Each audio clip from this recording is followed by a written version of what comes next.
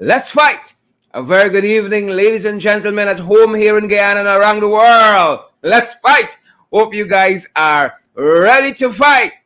Lots of issues, lots of heavy issues. Folks, and we got to fight. The trenches ain't backing down. The Jagabats not backing down.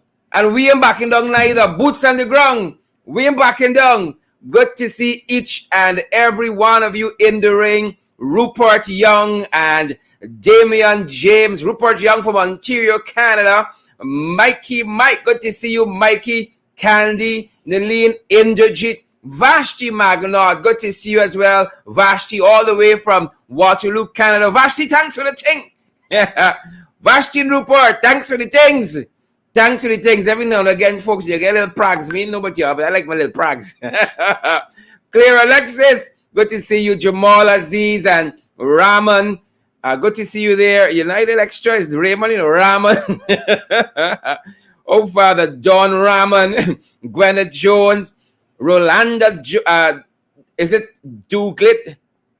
You got to send that pronunciation, that name for me, Yolanda. Irshad Dijong, again, Rupert August, Yotif Bramel, good to see you there. Marcia Griffith, Lex Barker, let's fight. Royston Melville, all you fantastic folks. Debbie Morgan and Sparkling Wales. Good to see each and every one of you. Let's fight, let's fight, let's fight, let's fight. Great to have each and every one of you in the ring this evening. It's my privilege to have you guys in the ring. Wherever you're joining us from, at home here in Guyana or around the world, good to have you guys. Some of you are joining us on Twitter. You're in the Bel Air, the Pradoville tour of social media. Some of you joining us on YouTube. You guys are in the suburbs. And then some of you joining us on Facebook. That's how we roll. Ghetto. Facebook. Good to see you folks out there like Debbie Morgan and Sparkling Wales and Claire Frank and is it Elisha Williams or Elisha Williams, Junior Austin, Naomi Morris in the suburbs tonight, Myrna Monroe. Folks, as you come onto the live stream, won't you share it for us? Won't you share the live stream for us? And as you guys gather, why not let me get the housekeeping out of the way early? A very important part of the program. As you guys know, here is where we ask you guys to come on board and to partner with us. We can't do this thing without you guys. We can't. You need me, I need you, we need each other. Why not come on board and partner with us? And we are saying for $5 a month, 10, 15, 20, partner with us and help this program to go. Folks, this program costs us something to produce, but we love doing it on behalf of you guys, powered by you, but we need your help. And that's why we're asking you guys to come on board and to partner with us. There are several platforms available at Cash App. It's the $ in the ring 592, $5, 10, 15, 20, monthly, not nightly. Monthly. That's a small drop in the ocean. Give up a hot dog, give up a beer, a soda, something, and help us to move the program forward. Again, at the Cash App platform, it's the $ in the ring 592. At PayPal, it's in the ring 592 at gmail.com. In the ring 592 at gmail.com. At the local Cash App, that's the MMG from GT&T, it's 627-6963. That's our number there. 627-6963. Those of you who need other platforms, you might think of Western Union and also MoneyGram. That's available to you as well. Any guidance you need, any direction, you can WhatsApp us on that MMG number as well, 627-6963. Folks, we need your help.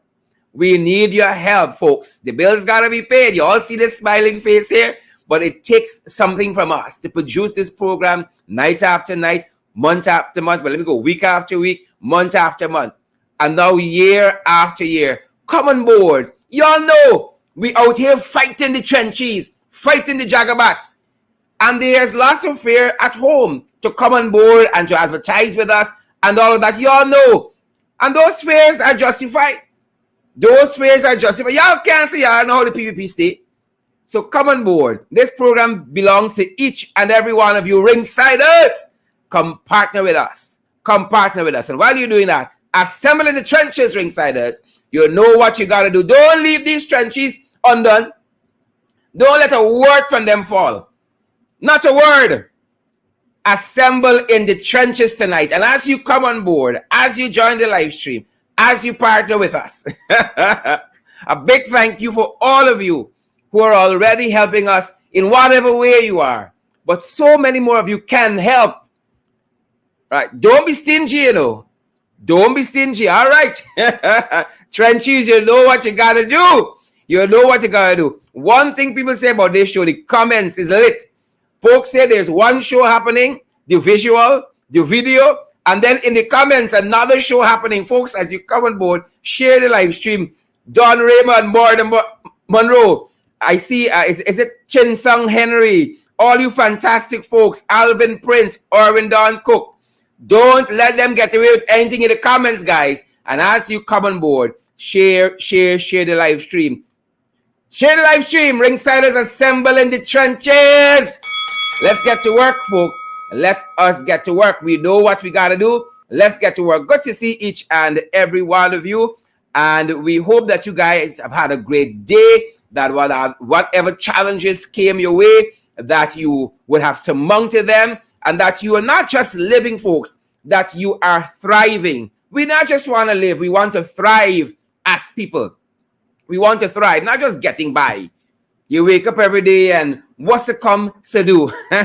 As we say in Guyana, what's it come to do? We don't want to do only that. We want to thrive as individuals. And so we are so happy, Shondell Ward and Robin Noreen and Rayon and all you other fantastic folks, that you have made in the ring. You have made the Coliseum. You have made the arena the place of choice this evening. It is our privilege, Joylyn Cook and Deborah Seeley, to have each and every one of you here with us. Again, our distinct privilege to have all of you here in the ring with us. Welcome in the ring, folks. As you come on board, share the live stream. Folks, you know, since we started this program, we've said, in addition to Let's Fight, we've said that you have your responsibility. And two of those, we hope you accept them, is one, sharing the live stream so that so many persons can grab a hold of the information we disseminate here every night. Valid and credible information. And another responsibility, we hope that you accept it, is to come on board, guys, and partner with us. Don't worry, this suit and jacket and, you know, this soldier here, cut and so on. We need your help. We need your help. And together, guys, you're going to see the things we're going to do. We're going to move mountains together, ladies and gentlemen. That being said, again, welcome in the ring. Whether you're joining us on Twitter, you're joining us on YouTube, you're joining us on Facebook, a whole set of you on Facebook. Great to see each and every one of you in the ring tonight. And folks, I don't know about you, but I'm ready to get to the fight card. We want to show you guys some of the things on the fight card this evening, and you're going to want to share this live stream. You might want to tag a friend of me, share the link on WhatsApp, send it in an email. Do what you got to do. But share the live stream. And as you know, every goddamn day under these people is what? Y'all know by now. It's purgatory. And purgatory really and truly is problems. Indescribable. You don't know how to explain it. You don't know where it come from. Who sent it? You just know the Obi Strong. It's them. Since August 2nd, 2020, they came into office in good old BG, good old Guyana. And it's purgatory. Not a day goes by. When something don't happen. It's purgatory.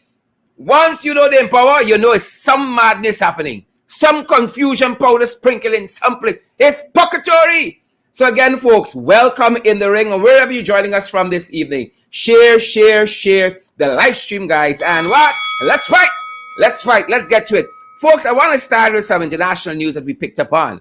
Not necessarily international news as you might think, world affairs, but equally so, we think, equally so. Now, lots of you got pets. But what do you think? And lots of people like dogs. When I had more space, I had dogs of my own. I haven't reared dogs in a little while. And as you know, like children, you need a lot of time with animals. What is the most expensive dog in the world?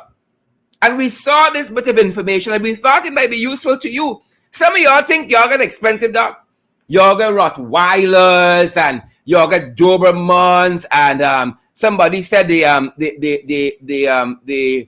you know, you got all manner of expensive dogs. You got the golden retriever and the Pomeranian something, and a whole host of animals for the animal lovers. Well, we found an expensive dog here, and this dog is touted as the most expensive dog in the world. Folks, you know how we love to say it, in the world. The most expensive dog in the world. Now, I'm certain you think that your other half, your spouse, or what's not, you know, you call him a dog, that person might be a little expensive. No. Annie Gomes? No. Brian Gomes ain't this expensive. Annie Gomes, a friend of mine, often see her posting on social media. Man is dog. No, Brian is so expensive. Brian and so expensive. So let us introduce the most expensive dog in the world. Ladies and gentlemen, the most expensive dog in the world. Take a look at this dog. And this, ladies and gentlemen, is the Tibetan Mastiff. That is the breed of dog, the Tibetan Mastiff. Mastiff. The Tibetan Mastiff. Ladies and gentlemen, I come into the price. Hold on. Hope you're all sitting down with your popcorn and your cooks. The Tibetan Mastiff. And we're picking this story up out of a publication called The Hill. And the Tibetan Mastiff is the most expensive dog in the world. According to the report, the breed stands at least 26 inches shoulder height and typically weighs more than 100 pounds. This is the Tibetan Mastiff. Known to sell for at least 7,000 US per puppy. 7,000 US per puppy. A Chinese businessman made headlines recently when he bought a 1-year-old Tibetan Mastiff for, wait for it. This needs a drum roll. It needs a drum roll. Hear how much the Chinese businessman paid for this Tibetan Mastiff. $1.9 million US dollars. $1.9 million US dollars, the Tibetan Mastiff. So, you thought your dog's expensive. But folks, please be introduced to the Tibetan Mastiff, the most expensive dog in the world, the most expensive pet in the world. Now, when we thought about this Tibetan Mastiff, we thought about Guyanese who are wealthy, Guyanese who got money, young money, Guyanese who are opulent, and what kinds of pets they might have and how expensive that pet might be. And you know, often when I'm flicking through social media, I invariably see some postings from the Mohammeds who are touted to be fairly wealthy in our country. And some folks said that they have a very, very, in their mind, an expensive pet. They have a very expensive pet. And so I wanted to get a peek at what that pet might look like. Folks, y'all sharing this live stream? I wanted to get a peek at what this pet looked like. And somebody sent me a photograph. It resembles this Tibetan Mastiff. And they said their pet name, this breed is called Critics. The breed of this pet is called Critics. And inside information suggests that they picked up this pet as a stray. They are trying to domesticate the pet, but the pet ain't taking learning.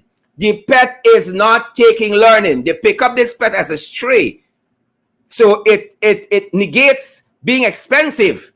They pick up the pet as a stray and they are trying to domesticate the pet, but people say this is not working. It is not working. So again, the most expensive pet in the world is the most expensive dog in the world is the Tibetan Mastiff. In other news, on the international front, folks, look what's happening here. Breaking news. Did you know that Superman has recently come out as queer? Quite interesting. We thought. I grew up watching Superman, grew up reading some of the comics. Superman came out recently, according to one publication, as queer. And we thought that this information would be very, very interesting to you guys. And part of the report says, yes, he's queer now. right? But rather, it is not Superman directly, but rather it is his son, Superman's son, Jonathan Kent.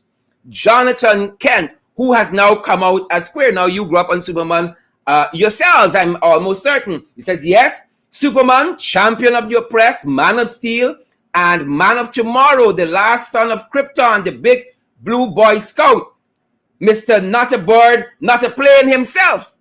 And again, his son. Yep, Jonathan Kent has come out as queer. And the story is told that the DC Comics, the publication that produces the Superman series, says that Jonathan Kent, the new Superman, is slated to come out as bisexual in the pages of Superman, son of Kal-El, number 5. Yep. And so Superman, folks, who would have thought? Who would have thought? Strange things are happening every day. And, you know, more power to Superman. More power to Superman, ladies and gentlemen. Closer to home. Let's come back home. Let's come back out of the DC comic world. The DC Comics universe. Closer to home. What's happening with Digicel? Ladies and gentlemen, have you seen this information about Digicel being taken to court? Being sued? One report says the state, through Attorney General Anil Nandalal Senior Counsel installed, is suing Digicel Guyana for what it says is its unauthorized use of the spectrum in breach of the Telecommunication Act. I think we're picking this up out of Stabrook News. Yep. So the state is claiming that Digicel has been in breach of the use of the spectrum. Right? And in so doing, they are in breach of the Communications Act. The report goes on to suggest that Prime Minister Mark Phillips, who has responsibility for telecommunication, has since filed criminal charges. Folks, hear this. Mark Phillips has filed criminal charges against Gregory Dean, the Chief Executive Officer of Digicel, over its alleged unauthorized use of the spectrum.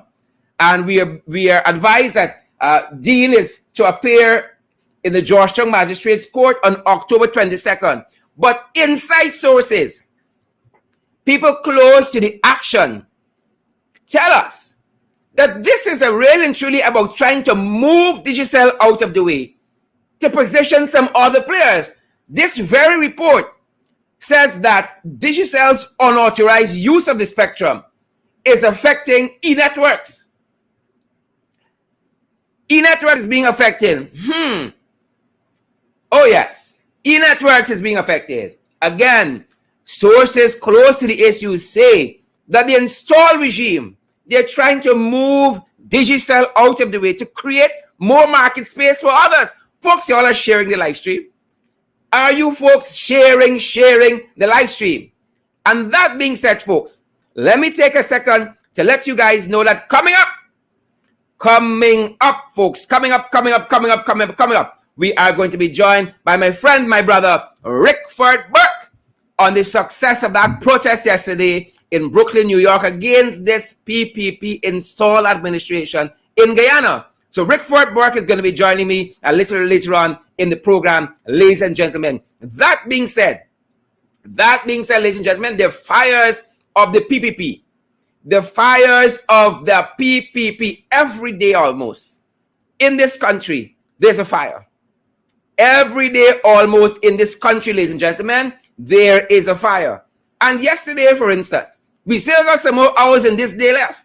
Yesterday, for instance, ladies and gentlemen, there was a fire. Camp on Charlotte Street, there was a fire. The fires of the PPP. Since August 2nd, 2020, there have been fire after fire. The largest, of course, is the Brickdam police station, which was razed to the ground. Police station is less than 200 yards away. It took a whole hour for the fire attendants to attend to that fire. Right? And the reports you know by now suggest that 80% of the compound there was razed to the ground, 20% remains. Fire last night. And we want to say kudos.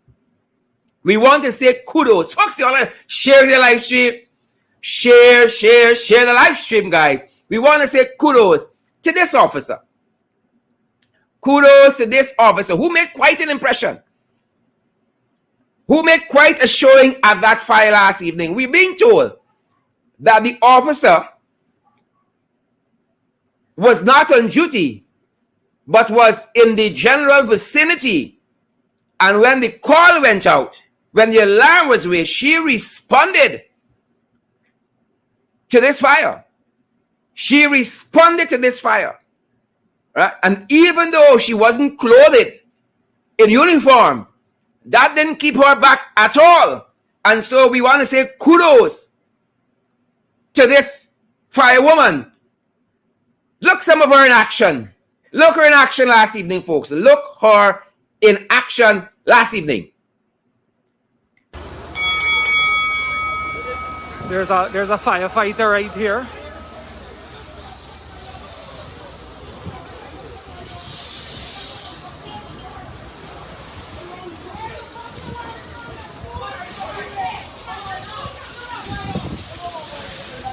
We're trying to get as close as possible.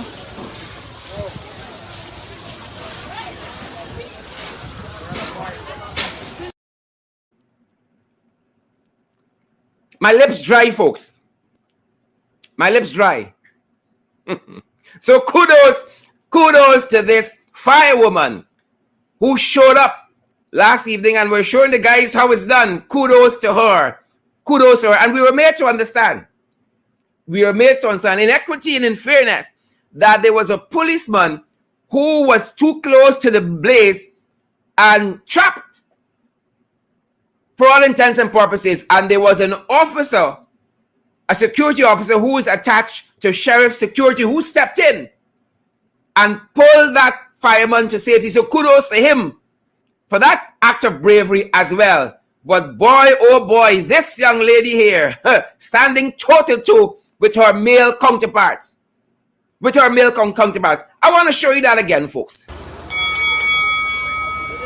There's a firefighter right here.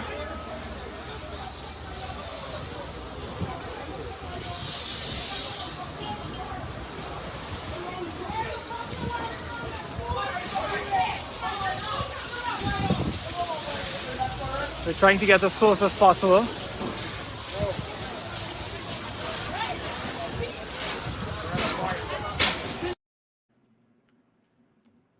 Oh yes, you needed to see that again. Folks, in honesty, I wanted to see the thing again. Kudos to both that firefighter and the security officer that aided in getting that fireman to safety. That being said, ladies and gentlemen, bitter sugar.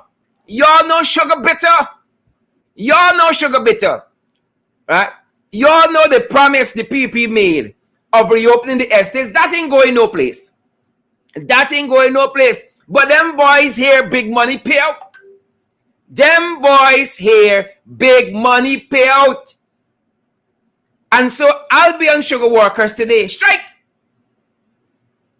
Albion sugar workers today strike. They said that they want part of the $250,000 too. As a matter of fact, they said they're entitled to the $250,000. Remember, Jagdio said, the vice president, the installed vice president in Guyana, said that this $250,000 payout for each sugar worker who was severed from the industry is reparative justice. But we know that is illegal because the last administration, the APNU AFC administration, already paid severance to the sugar workers. So now those at Albion, they weren't severed, but they have strike saying that they are entitled. They are equally entitled to the $250,000. Well, I hope that the installed vice president here in Guyana was looking at this. Was looking at it because he didn't seem to be thinking this thing through very thoroughly at all, as is his modus operandi. And you guys have known by now. Since they come in, they have tended to their base at the expense, for instance, of workers in the public sector who 2 budgets later, even though the same installed regime said that there's a raise in the last budget of February 2021 for public servants, they are yet to receive a cent. While we have seen time and time again since August 2nd, 2020, when the sugar workers strike, they get through. When the sugar workers strike, they get through. March of 2021, they received what they call the weekly production incentive. Thousands of sugar workers received thousands of dollars. The people like they're just looking for ways to dash money in the sugar industry. And while the sugar workers must get what is their due, the public sector must get what is their due as well. April 2021, Bobby sugar workers striked. They strike. Zulfikar Mustafa said there is no wage increase. There was no wage increase promised to sugar workers. No sooner had he said that, Jagdeo stepped in and gave them $200 million. Jagdeo stepped in and gave them $200 million by September last month. You also saw Albion workers strike again. And they stepped in, the PPP, made a deal with them. All of the terms are not known, but we feel that this $250,000 bill was part of that. Now, Skeldon sugar workers strike, saying that they deserve $250,000 too, even though many of them were not severed. Well, probably a little reparative justice or reparative justice coming for them as well. Who knows? Based on the trend, highly likely. And so we have seen here that this is just money given to them when they strike, you know. Look what was done for the sugar industry since August 2nd, 2021. Right? In August, they got 600 million, guys, Suku. And then there was the budget, that September, they got 5 billion. In a supplementary budget last December, they got 4 billion. February of this year, they got 2 billion in the budget. And then they got a supplementary budget of 1.5 million. And y'all know, Zulfikar Mustafa told us just last week, for the next 3 months, the sugar industry needs 1.6 billion to stay alive. And we know that they done start spending that because the government don't give them that and they done spending it. They done spending it. Yes, they done spending it, folks. That is what they're doing. That is precisely what they're doing. Moving along, folks, very quickly. Moving along very quickly on the fight card. Moving along very quickly. Fraud at Region 2 NDC. Fraud. That's what the folks are saying. There is fraud at the Region 2 NDC. We want to talk to you a little bit about that. A little bit about what they're saying there at the Region 2 NDC. And this is the Toval Potential NDC there in Region 2. The chairman is Markan, the Toval NDC in Region 2. And this alleged fraud has to do with Crusher Run. Millions were spent. Millions were spent for Crusher Run. Millions. And we were made to understand by credible sources that half of what was supposed to be delivered has been delivered. Chairman Mark Khan, you got to do the right thing and expose these people.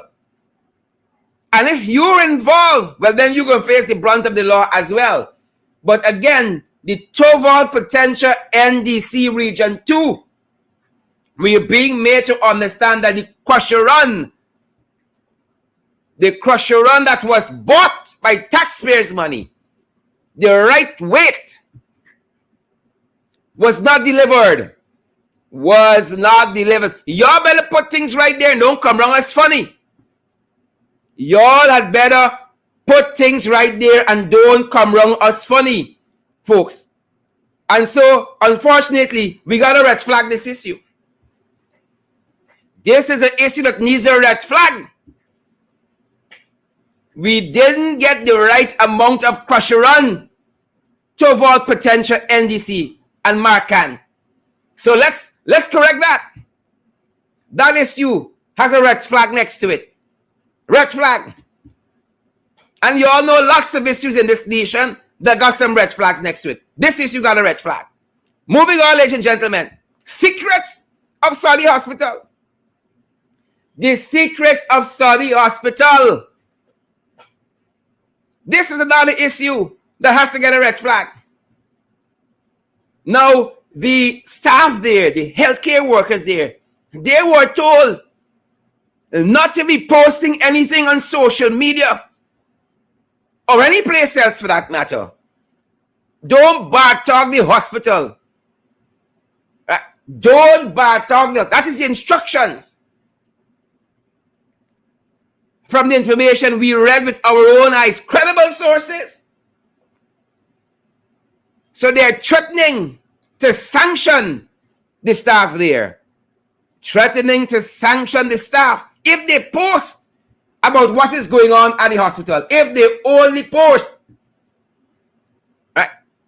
So you're telling me that healthcare workers must go to work and got to be dwelling with pigeons as though they're working in a wildlife refuge. As though they're working in a wildlife refuge. They must go there and they have to endure a pigeon infestation there at Saudi Hospital. But they must not say anything. They must not say anything. They must be sitting in the lunchroom or wherever the nurses are stationed. And you got pigeon pooping on them. Oh, but they must not say anything about that. Or else they'll be sanctioned. Now, if you're all doing things right at Saudi, there'll be no use for threats.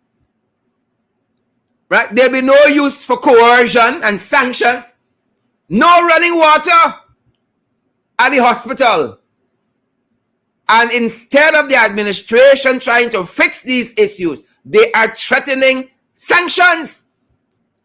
If the staff post anything on social media and so on, they're threatening sanctions. Credible sources, and we've seen such a missive from the administrators there. We've seen such a missive from the administrators there. That is what they're threatening, sanctions. Right? Instead of focusing on the things that matter. And that's this issue here. We put a red flag next to it. But it was a letter from the editor, or a letter to the editor recently, that caught our attention, that really and truly, in a concise way, articulated what is happening under this PPPC administration. And here is what the letter writer said. Here is what the letter writer said. He said the PPP government is in serial criminal mode. Serial criminal mode. And that is why them and their cohorts and their minions threatening people and doing all of these manner of vicious, wicked things. They're wicked, stink, and dirty. The PPP government is in serial criminal mode. That is what the letter writer said, among other things. This is G.H.K. Lal. The PPP government is in serial criminal mode. That is what Lal said. That is what Lal said. And we believe him when we see their actions. When we see their actions on a daily basis, we believe them. Well.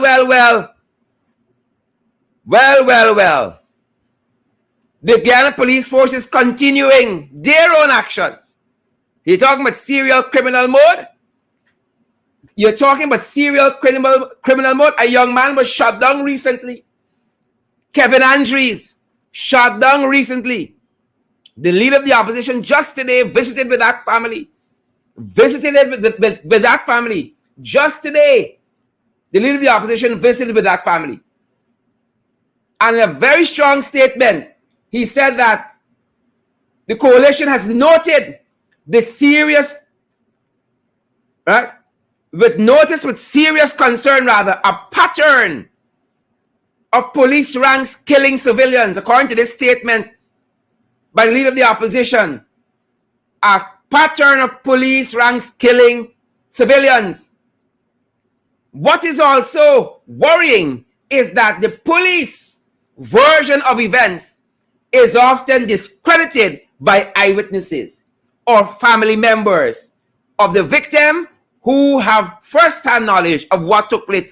And our mind takes us right away to Orange, Boston. 28 days later, we're still waiting on the Office of Responsibility or whatever it is in the Ghana Police Force. We're still waiting on them 28 days later. The statement for the latest victim is 38-year-old Kevin Andrews, who the police claimed was shot dead after an exchange of gunfire. The force admitted that no gun was recovered. The gun vanished. No gun was recovered from the scene. What then did Mr. Andrews use to shoot at police? Total confunction nonsense, yet again from the police force. And finally, one last paragraph from the statement issued by the Leader of the Opposition, the Honorable Joseph Harman, Member of Parliament.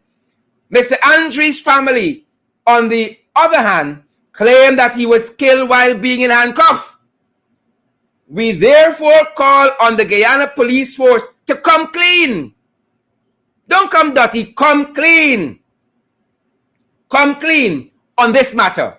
We recall vividly the police initial statement of the murder of Orange Boston, see what I'm talking about? Of Dartmouth Essequibo. The world knows that Mr. Boston was executed in cold blood by the ranks of the Special Weapons and Tactical Unit of the Ghana Police Force. The world knows, according to the Leader of the Opposition, that the ranks of the Special Weapons and Tactical Unit of the Ghana Police Force murdered or executed Mr. Boston in cold blood. Folks, y'all think it's easy home here? Y'all think it's easy in Guyana? Y'all think it's easy? Huh? Y'all think it's easy? We've been telling y'all how crime and this new affront by the police force happens every day. Crime is so pervasive now. And where there's no crime, they're lying upon people. Oh, the man had a gun. But we can't find the gun melt. Sun so hot. The gun melt. And while they were doing that, folks, oh my father, folks, the bandits getting more brazen. The bandits getting more brazen. Our attention was drawn just today. My guest is in the green room in our studio, waiting to come on. Just today, our attention was drawn to a video coming out of Guyana Daily News that showed a thief thieving a security man's gun. The man is right there sleeping. Right there sleeping. Folks, y'all don't believe me? Watch for yourself. What story here? What story here?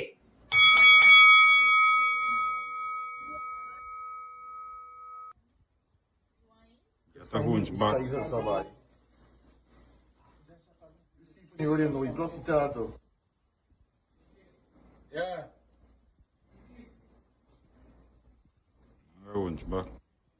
You're finding. You're finding. So you height like me. You just got describe me and somebody knows. Damn security officer can't sleep in peace. The man come right next to you and thief the gun. The security officer can't sleep in peace. And y'all have seen how they're fighting you in the streets for your bag and your valuables. The bandits. The people jump over the fence while the security officer was reposed in sleep. Which company he working with? Reposed in sleep. How dare the bandits come at that hour? But you all see, this is what is happening before our eyes. Confusion powder. Take a second look at that.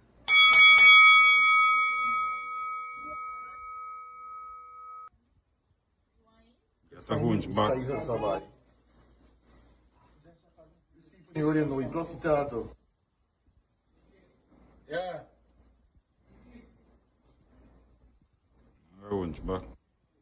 You're finding. You're finding. So you height like me. You just got describe me and somebody knows. Folks, you all understand. Y'all share this live stream. We want to see those emojis. Y'all understand why people say this country is not a real place? And while crime is spiraling out of control, you think there might be something they're doing well. You would think there is something. These guys are doing well. Well, you would waste the whole thought. Right? You might think in infrastructure, okay, the security sector is a failure on the bend. In infrastructure, they might be doing something proper. You might think so. Huh? Folks, they're building roads to nowhere. I don't know where they get this cabal from. I don't know. It's like you want to say, bring back luncheon. Bring back Sparrow. Bring back Kitchener. You know where they get these people from? They're building roads to nowhere, people. Roads to nowhere.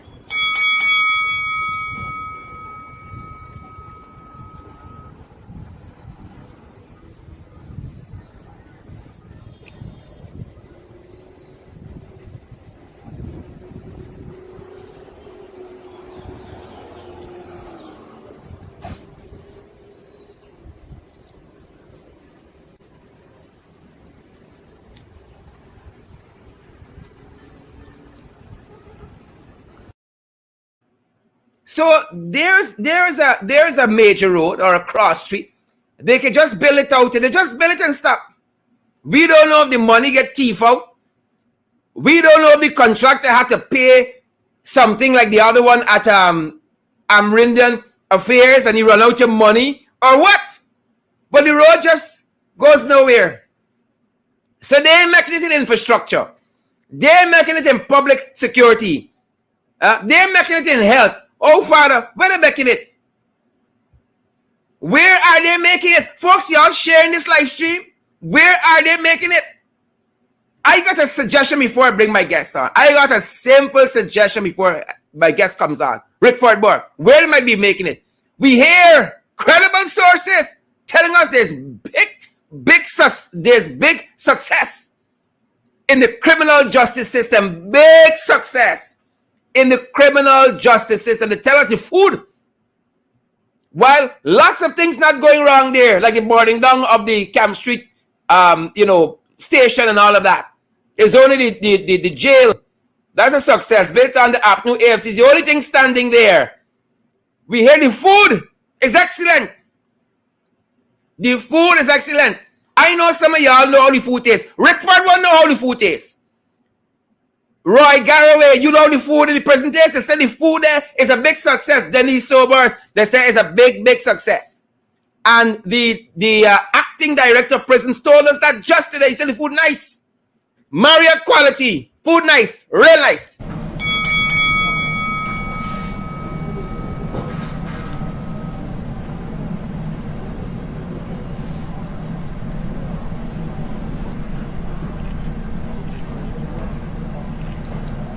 In my opinion, it's tasty and it should be accepted by all.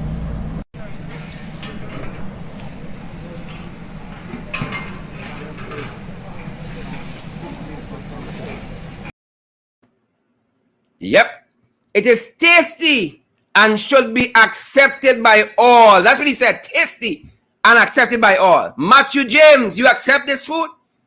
Huh? Or should we put a red flag there? It's like he inviting some people. Angel Adele Wade, do you accept this food?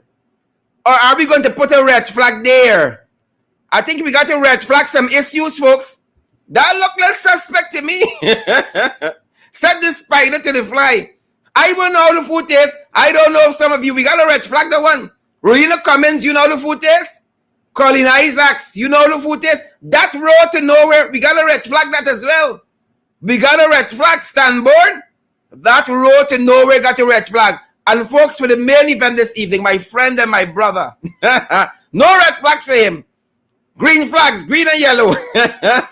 Green and yellow strictly. My friend and brother, the one and only Rickford Burke. Ladies and gentlemen, Rickford Burke. The one and only. He's a church boy. Quiet and nice. Church boy. Rickford, a very good evening. Sir, welcome in the ring. let me turn it on. I need your mic, Rickford. Sorry, I can't do it from my end. Sorry, I'm ready to fight. Good night to you and your listeners. Ready to fight. Fine, okay.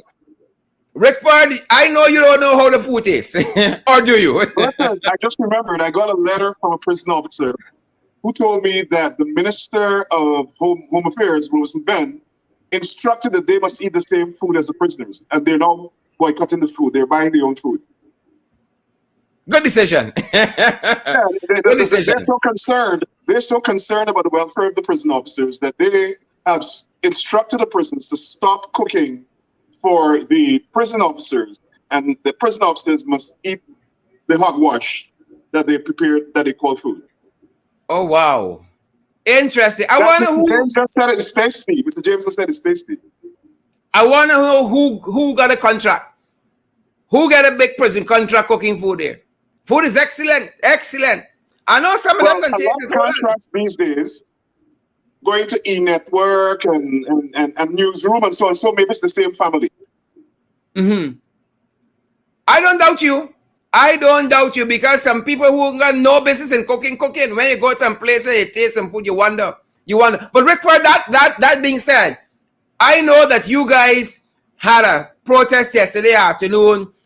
You guys were fired up. You guys were ready to go. And they're still scratching their heads, They're still scratching their head. I see a man trying to do some spin because you went in there trying to ask some pertinent questions to the Jagabats. We got to confront them. Not only stand outside and protest every time, but let our voices be heard inside as well. And you did that. You did that. Rickford, tell us a little bit about the activity as it occurred yesterday afternoon. Well, first of all, I was a little disappointed because only about 10 to 15 people plus security and staff attended the meeting. So we thought that we would have had some more people there to hear our complaints as protesters. Nevertheless, so, we ended up having more chairs and tables and protesters than the actual attendees to the event. We had a very and I know they were very careful not to show any shots of that room and so on. Very careful. Well, luckily, Chris Banks from BLM, took some pictures which we were able to show. But we had very boisterous, robust, but civil and respectful protest.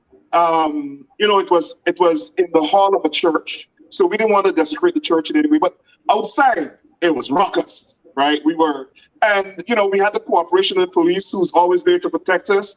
The police blocked off the streets. Of course, they maintained order both inside and outside. They made sure nobody was there to trouble the protesters or interfere with our constitutional rights to protest. The government team arrived, including Ms. Gail Teixeira, Mark Phillips, the installed Prime Minister, Gail Teixeira, the installed Minister of Parliamentary Affairs and Governance, whatever that means, and Mark Kroll, who's the Minister of Housing and Water, installed. As you said, Sharon, we had a very effective protest outside. Our presence was felt. There was a big impact inside.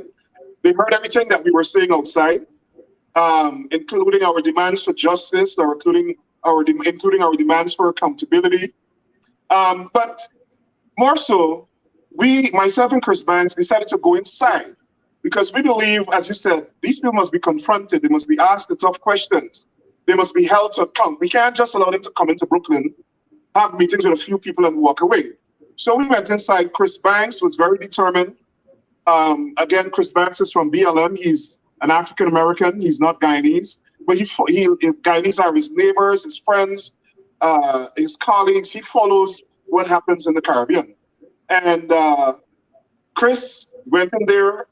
As soon as I got to the door, I was talking to a friend of ours, both myself and Chris Banks. We had known the police officer who was standing at the door. So we were engaging with him. We were exchanging pleasantries. And I noticed Mr. Phillips beckoning me. And so I looked around to see if there was anybody behind me. And he said, "You calling me?" So, Chris and I went over. We said hi. I'm not sure if he recognized me, but he offered us a seat. There was a video presentation going on, and he was seated to the back of the room, looking at the video presentation. I'm not sure about my mask. I'm not sure if he recognized me, but he invited us to sit, and we said no. We went back to the door. When the video presentation ended, about 3 to 4 minutes after that, he walked back to the head table on the podium and had a conversation with Gail sharing someone. And I guess that's when he reckoned, somebody probably told him that's me. And he literally ran back to the door to where I was standing, and he announced that he wanted to have a photograph with me, and that then he took the microphone, and he said he came back to the door to meet me, to assure me that all he's doing is working towards one Guyana, and that everything the government does is towards one Guyana, so that all of the people of Guyana, including the protesters, can benefit. I then took the microphone and I said, well, Mr. Prime Minister, we are protesting because we don't believe there's a one Guyana. Yeah. And since you're the Prime Minister, I want you to work to make sure that there is justice, equality, fairness, and equity in the country. And I give him back the microphone. Now, I believe in civility. I believe in respect for the office, even though we know that the PPP folk don't respect us. They respect themselves. Right, they respect it. So I wanted to be, it was not an environment where, as I said, we were in the church. That's the church I attend sometimes. I've taken the congressman there, and everybody there knows me, even including the police officers. So it was not an environment that we wanted to be hostile. That's not the example I wanted to set to the young people who were outside protesting and the people who were looking on. We as adults, even though we disagree and we're political opponents, we can be civil to each other. And so I was very civil, even though I was stridently objecting to the racism and the injustice and the extrajudicial killings and so on of the PPP. Now, later on, after he went back, he got his photo opportunity. Now, I feel very pleased that the only thing the PPP achieved from this event is a handshake with me. I see that they're making it a big thing. And I think he was excited to be standing next to you. I think the man really and truly grew in public stature by just standing next to you. So I can tell you, don't make it happen again. All right, but Sharon, had I known that they came all the way to New York and they spent so much money for a handshake with me, maybe I would have given them a hug. But the man would have been experiencing ecstasies. Right. Orgasms, if you hope not. But more importantly, Chris Banks did ask Gail Teixeira and Mark Phillips, why is the government so disrespectful to the congressman, and why all the ad hominem attacks? Gail Teixeira was very defensive. She said she admired the congressman. She read about all his achievements and his academic qualifications and so on. But again, she lied because she was disrespectful. Mark Phillips said that he was appalled. All he said was he was appalled at the congressman because he went and spoke and what he spoke, and without hearing both sides. Now, Sharon, let me say this, it's very important. All the congressman said was that Black Lives Matter in Guyana, America, and everywhere else in the world, and that the United States government will not tolerate racism, racial violence, hatred, intolerance, and racially motivated violence against citizens. That's all. He didn't say the PPP, he didn't say Guyana. I would want to think that the people in the government of Guyana would agree with that. But it seems as though they're disagreeing with the congressman because of two things. One, they either believe that they're entitled to be racist, entitled to incite racially motivated violence, and entitled to be intolerant to Black people, or they completely don't understand what the man is saying, or they don't subscribe to those tenets of democracy. So I don't know what they're objecting to. I don't even believe they read or heard properly what the man said. They're just objecting because you had a high-level government official, and in the words of Chris Banks yesterday, the highest-ranking Black official in America, the most powerful Black man in Washington, they're picking a fight with.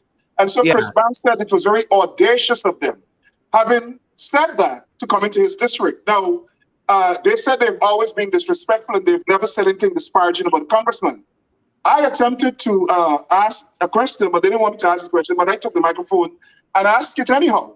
And I asked them what they had to say about Barajak. They're going on critic and calling the congressman a racist. Mm-hmm. The two of them watched each other and just looked like they were in the mood. They had a lie set for that. Exactly. They couldn't answer that question because they know it was true. But all in all, let me say this, Sharon. It was a disaster, as I said. You had more tables and chairs than people in the room. It was a complete waste of taxpayers' money. Maybe the taxpayers should ask for a refund because they didn't achieve anything. Even one of the attendees came outside and said to me, this is a waste of time. I learned nothing new. They had nothing to offer. All it was a PR exercise. And so they went to Florida. I heard while they were there, they celebrated the birthday of Mrs. Phillips. Maybe that's what they got. That's why That's what they really went there for. Travel to Miami for, right, for a birthday celebration for the First Lady. So maybe the opposition would want to ask the Auditor General to really audit this trip to see how the money was spent, because I'm not sure what investment they promoted or what type of investment they've attracted as a result. We need to know, because as I said, the trip was a complete waste of time. It was a waste of taxpayers' money. They achieved nothing. They didn't achieve any tangible progress with regard to investment. And Sharon, I understand that they paid the organizer, who has now become the chief propagandist and chief lobbyist, $10,000 to $15,000 to organize the event. Now, I noticed the organizer also saying that they're satisfied with the event. So maybe the PPP paid him to have empty, decorated tables and chairs there, and a handshake with me. If that's it, they achieved their objective. I was coming there. I think it's on that basis they're saying that they're satisfied with the event. But Rickford, I want to underscore that not only is the congressman raising those concerns there, but you had other officials in the U.S. government structure and administration. Also, we've had Hank Johnson, we've had Albio. Cerise talked about the inequality that they're seeing here with the distribution of simple things like flood relief, right? And talking about how the wealth of this country is for all and not just some. Right, and maybe some of that it's money. Not just Hakeem Jeffries. It's a lot of voices being raised, a lot of concerns being raised. And indeed, I mean, you had Congressman Hank Johnson from Georgia. You had Congressman Albino Cerise, who knows Guy, and he went there just before the elections from New Jersey.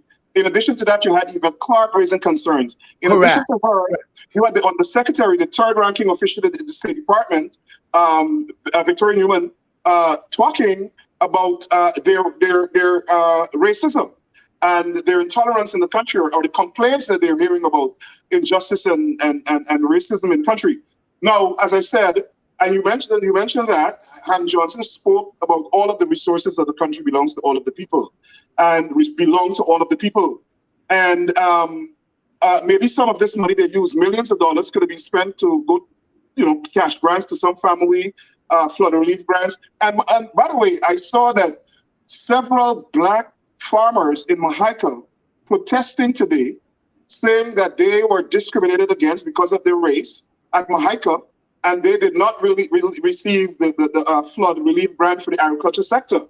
I noticed after the newscast, I think it was Capital News, went up to Mahaica, the Minister of Agriculture flew down there and ordered that they be paid.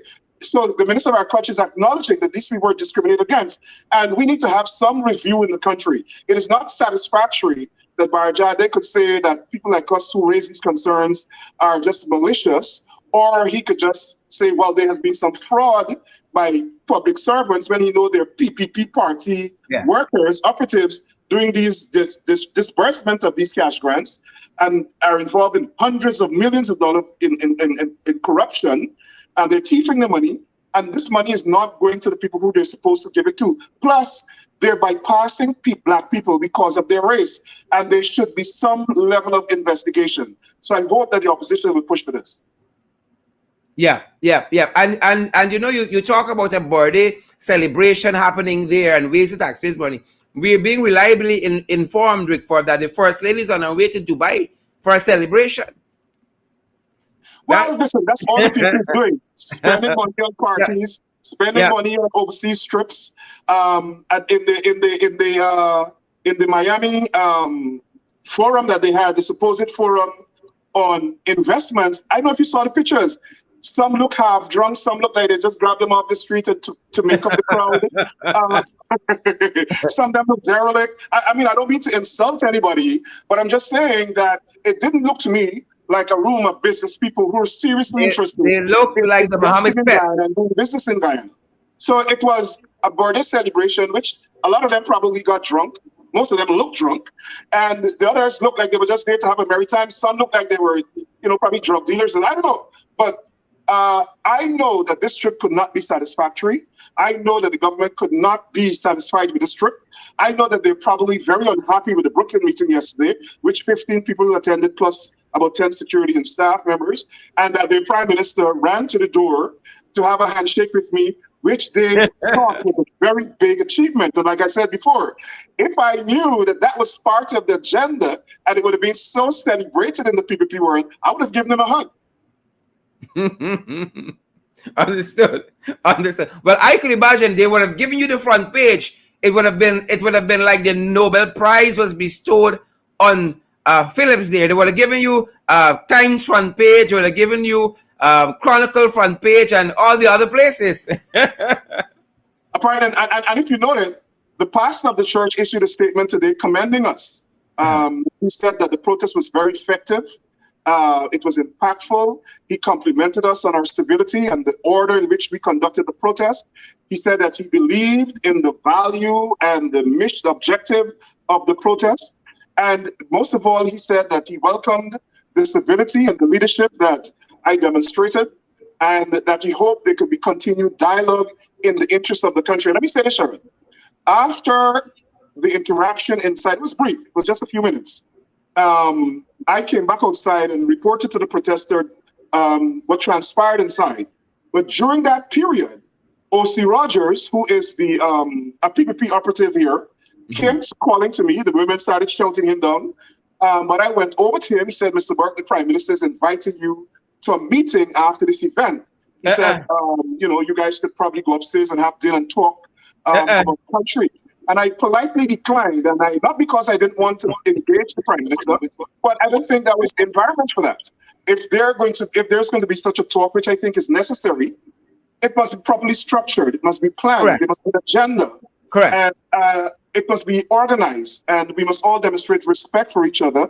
We must meet in a wholesome environment that's conducive to that type of dialogue. And I didn't believe that that environment of the protests and this PPP meeting was conducive. However, I welcome any meeting with any PPP official, with anybody, to talk about the interests of the people of Guyana. Yeah. I'm not an advocate for any political party. I'm an advocate against injustice. I'm an advocate against racism. I'm an advocate against extrajudicial killing. I'm an advocate for justice for all these young black men that have been killed, that were killed on the bar job there and that are being killed now, like Oren Boston, like Kevin Andrew, who was shot and killed 2 nights ago. And so I am an advocate for the people. And at any time, I'm willing to discuss an agenda for the people, our supporters, that includes equity, justice, fair treatment, and equality and fair justice on the law. Yeah. And Rickford, the PPP needs to make up their mind about you, because Jagler say is nobody. Nandalal say you wanted by the police. And now here's the Prime Minister, very senior man in this government, inviting you for bilateral talks on the development of the nation. So they got to make up their mind. It's confusion over there, though. I guess I will make the Guinness Book of World Record that they're meeting with lowlifes in America. The fact is that Bar Jagdel likes to be odious. Bar Jagdel taught me in school. Bar Jagdel knows that I'm no fool. As a matter of fact, Bar Jagdel knows that I'm a brilliant black man, and I'm proud of that. And they have, at some point in time, engage somebody. It doesn't have to be me. But the country, our society is divided, and it's on a collision course. And something has to happen. The country cannot develop. They're pretending that they're governing the country, but what is happening is there's chaos. Yeah. They can't control the security sector. There's high crime. They can't control what's going on in the oil industry. They don't even know what to do. Jagdel is bluffing his way, creating all sorts of problems for the country. The oil and gas sector, the cash grant, there's massive fraud. There's governance issues. The court is ruling against them all the time. They're trying to divide the country by taking away land from black people. They're trying to take away property and homes. They try to persecute their political opponents by misusing the police force and the criminal justice system. So Guyana is on a collision course.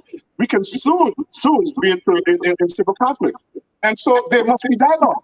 At some point in time, the government must abandon the stupidness that they never entertain any discussions or engage the opposition. The opposition was elected by half of the population. And I want to remind the people of Guyana and your listeners, this government is only a one-seat majority government. Yeah. And they're behaving as though they have a 2/3 majority or they won the whole parliament. And at some point in time, they must have a reality check that they don't own Guyana. They are a one-seat government, and they must govern the country for all Guyana. They must abandon this nonsense of ethnic supremacy and their ethnocracy where they want to use all the resources of the country only for their own East Indian collective. And govern the country for everybody. And like I told the Prime Minister last night, we want to make sure that there's equity. We want to make sure that there's justice and equality. And that's what they must govern the country for. And Sharat, if they were really interested in investment from the diaspora, they would have come to the diaspora to the proposal, telling us how many acres of land they have reserved for the diaspora. Yeah. What are the projects that they want members of the diaspora who are business owners to bid on? Yeah. Is there an oil company that they want us to buy shares in that owns some of the oil blocks? That's real investment discussion. Not the nonsense they come telling us about who rig elections and all that thing. And so they were very disingenuous. And if they want to have a discussion with the diaspora about investment, they need to come again and come better. Yeah. Well, you know, when you talk about investments and the diaspora, Wayne Ford come to mind, and he got his own story about trying to engage them as part of the diaspora in moving this country forward. Perhaps it's just one complexion of people that got that kind of experience with them. But nonetheless, Rickford, on behalf of all of us here on this side of the Atlantic, I really want to thank you and your team there, whether it's CGID, it's GORE, and by extension, all the other organizations, 26 other organizations that are part of GORE, for the work you guys are doing on the ground there. It's really, really admirable. Keep at it. I wanted to also thank the people who came out yesterday. Listen, we have very dedicated supporters here, members of the diaspora who don't believe in any political party, but they were concerned about the country. They want to see equal opportunity for everybody. They want to make sure that there's justice in the country for all these people who are being killed. And so they made a commitment tonight. Last night there was a nurse who told me she was there because she asked someone who was she was taking over from, to stay out for 4 hours for her while she come out and protest, because that's how important it was. So I want to thank all those protesters who came out last night. Thank the people from the technicians, the DJ, the drivers for the truck, the members. The music was lit. The music was lit. Yes, the music was lit. So I want to thank everybody, especially the owner of the sound system, the driver, the DJ, everybody. Thank you guys. We did a very effective job, and we achieved a lot for the people in Guyana. Thank you, Rickford, for coming into the arena this evening and coming into the ring. We'll have it no other way. Thanks, my brother. Thank you. Thank you. All right. All right. There you have it, folks. The one and only Mr. Rickford Burke, president of CGID. Folks, and I ain't going no place. I know some of you have to run off to some other places. You have to meet some other people and so forth. But I got some news about the region to share with you guys. And while I'm happy to let some of you go, if you guys have the time to stick around, we're going to take a little break and then we're going to come right back. Come right back, folks. Rickford Burke, again, walking us through all of those many issues that are happening on the ground there. All of those, the multitude of issues that beset us. And listen, it's going to take all of us pushing in a certain direction, you know, to get the kind of effectiveness that we need. Don't let anybody fool you. Don't let anybody fool us at all. All of us got to do this together. Again, all of us working together, we're going to accomplish this. All of us moving in a certain direction together, right? And while some of you are running off to other places, guys, some of you are running off to, we're going to take a little break. I ain't going no place. I'll be right here with you. But take a little sip on that Coke, take a little sip on that popcorn, folks, and we're gonna raise some other issues here in the ring. I'm gonna give some folks a shout out, as some of you leave us for other places and other show, but we're gonna be on for another couple minutes. And once you're familiar with the program by now, you know this is the direction that we usually go in. So again, so privileged that so many of you can join us. Those of you who are leaving us, ensure that you share the live stream, share the live stream as we kick the program into another gear. Folks, share the live stream. We couldn't ask for anything more than your precious presence here. And I'm just ensuring that we have things set up at my end here and that we are ready to go. And just bear with me. Some of you might have to shift around in your seats just a little bit, but bear with us here, folks. We are getting set to get into the other phase of the program. I'm going to give some folks a shout out, like Brenda Braffett, all you fantastic folks there joining us. Let me make sure that I've got things up nice and dandy, guys. Good to have all of you with us here still. I know some of you are going to stick around, and as we look to some regional issues, guys, we're so happy that you guys are still here with us and still keeping it real. Glad to have so many of you with us here again.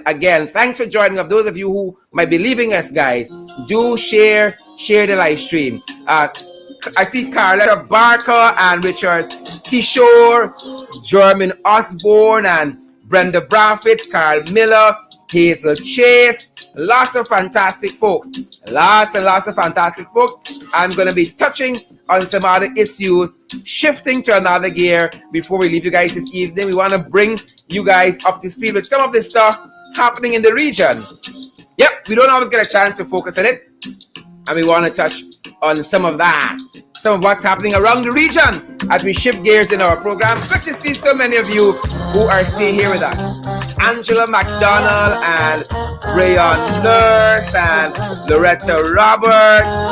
I see Richard Fordyce and it's Michelle Solomon, Paul DeAngelo, Yolanda. Oh my, so many fantastic folks. Janet Coates and Pamela Gurek. Lovely folks. We're going to be talking a little bit about what's happening in the region.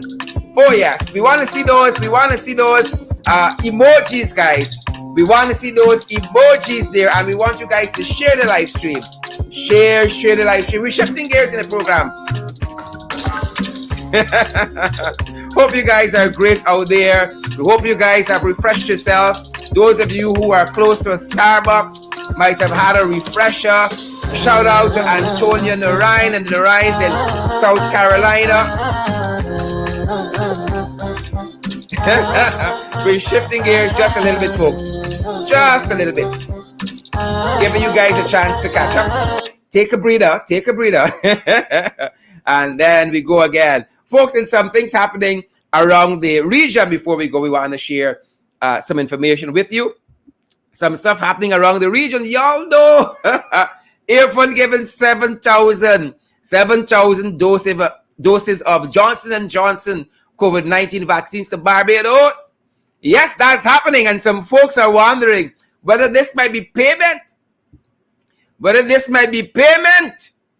Folks, y'all know what I'm talking about. Y'all know we got with difference. We like Mia. We like the Honorable Prime Minister of Barbados. But we know we got some issues with Mia and the part she played in the 2020 general and regional elections. So some folks are wondering if this might be payment. 7,000 doses of Johnson & Johnson vaccine. 7,000 doses. People who are traveling to the U.S. who have to submit to this new regime in November, wondering how they're getting another dose or doses of a different vaccine. One that fits the bill of what the Americans are looking for. But 7,000 doses going to Barbados. Did you know that, folks? And this is some of what is happening around the region. 7,000 doses of Johnson & Johnson vaccine heading to Barbados from Guyana with love. And the report on this issue says that this was announced by Mia Mottley during a virtual briefing from the Prime Minister. On Tuesday, just yesterday, this wasn't announced by Foreign Affairs here. It wasn't announced by Irfan Ali. It wasn't announced by Barjag. It was announced by Mia Motley. Can you guys imagine that? This is some of what's happening around the region. So we right here at home, we cannot hear about this from our own folks. Now, Jagdio is going to go for half an hour to an hour on critics. Our own Christian Anandpur. Our own Christian Anandpur. He's going to go there for an hour and speak nothing to this. Berate Amanda Walton this year, the Honorable Member of Parliament. But couldn't tell us, couldn't take a second or two to tell us that all of this 7,000 doses of Johnson & Johnson vaccine was on its way to Barbados. Yep, this is the kind of administration that operates in Guyana. Those folks who are joining us from around the region, this is the kind of administration that is operating here at home. Robin and Winston Smith, Prosperous, Linnell Miller, this is the kind of operation. Abiola Clark and Denise London Welshman, Diane Yearwood, this is the kind of operation. And while that is happening, folks, in TNT, in Trinidad and Tobago, their PPP party asking for the president to resign. And I couldn't find a reason when I read the reports, when I gauged the information coming out of our neighbor, right across the pond, Trinidad and Tobago. According to one report, the opposition leader, Kamla Persad Bisesa, has called for the resignation of President Paula May Weeks. For what? For why? For what Kamla says is disgracing and debasing her office by her actions. What is her actions? What are her actions? According to Kamla, she says that the president must resign. Of course, you know, they have a ceremonial president there. The substantive head of state is the prime minister. The president must demit office following her latest recommendation that a PNM supporter, right, Attorney Ernest Colas, right, that she proposed him to be appointed to the Police Service Commission. That's her only fault. According to the prime minister, this is supposed to be a yes man for the PNM there in Trinidad. Like, Kamla didn't have some yes people in her administration appointed to some senior positions as well. If that is the contention.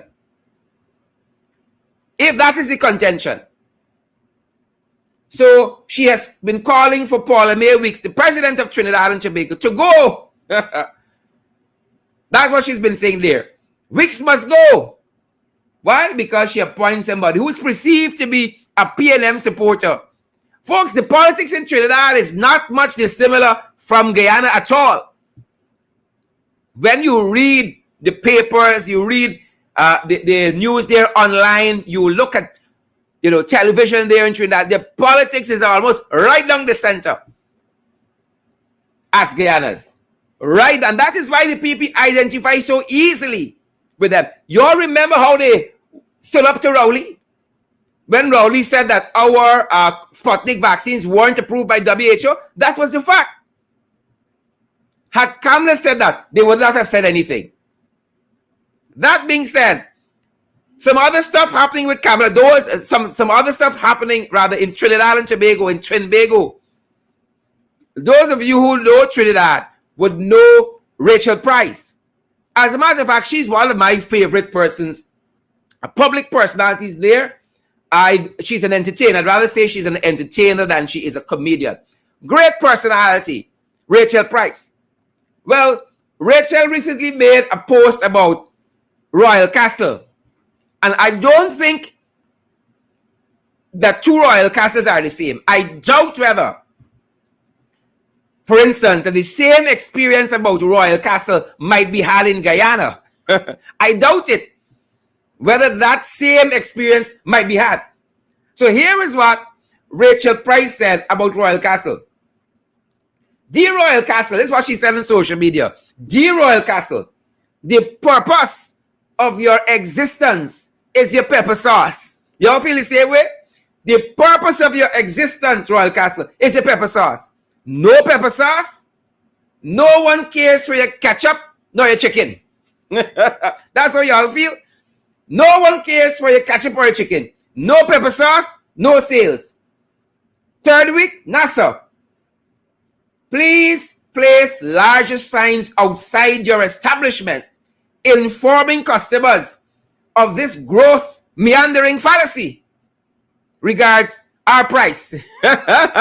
So I don't know. Folks, these establishments, these franchise seems to be different in different places. I don't know if we hold our Royal Castle in the same regard. I don't know.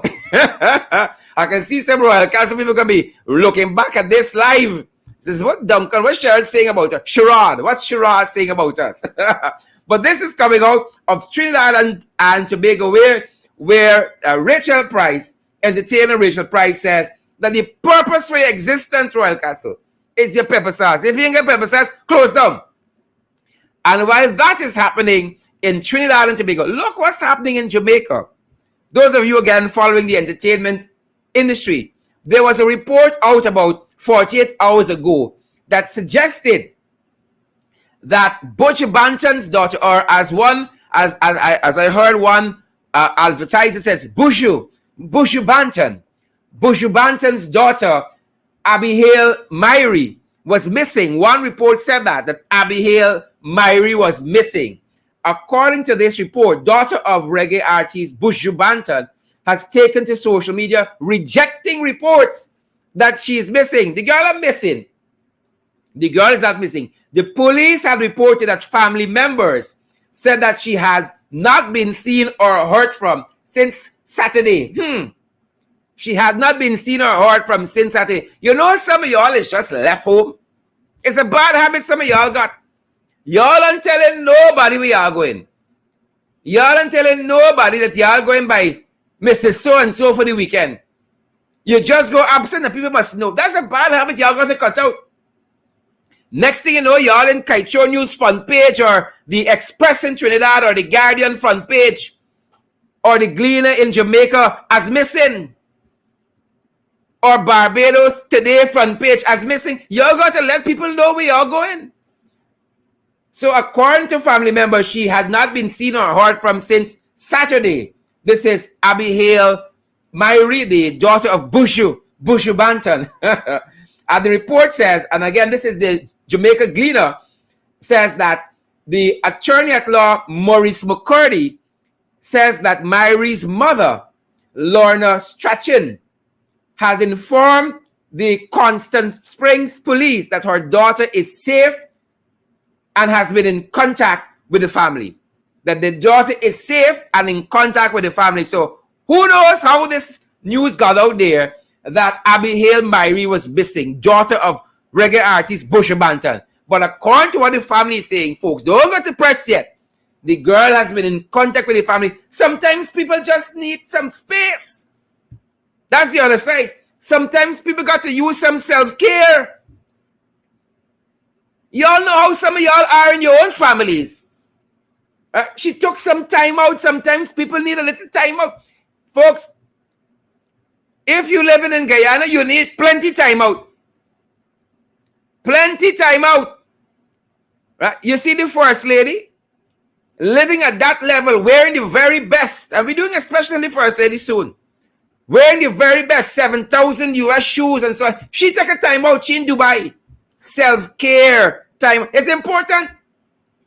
Time away and time out is important. So Abigail Myrie, Bushu Banton's daughter, says that she's safe, and the mother, Lorna Strachan, says that she has been in contact with the family. Yep. She has been in contact with the family. So even if you're taking the weekend off, right? Let somebody know where you're going. You deserve self-care. Especially if you're living in some of these Caribbean territories with some of these people. Oh my, I saw some things being said in Antigua there. My, by Gaston Brown.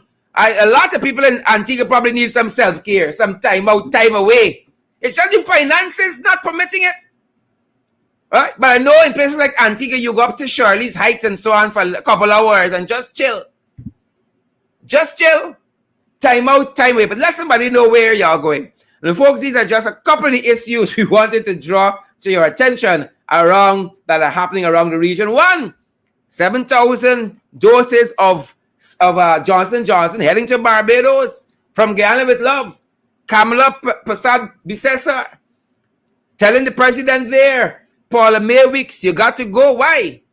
Your appointment to the Police Service Commission, she like that?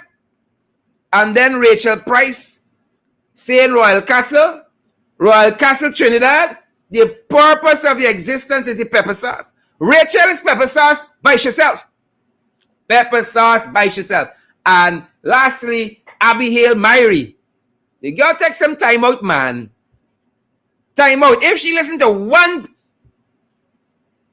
interview with critics and Jagdeo, oh father, you need time out. You need time away. You need self-care. Just to repair from that. Just to repair from that, you need self-care and you need time out. That being said, ladies and gentlemen, those are some of the issues that are happening around the region, around the Caribbean region. And I thank you guys so much for staying with us. And we're going to bring you more and more of some of the issues that are happening around the region.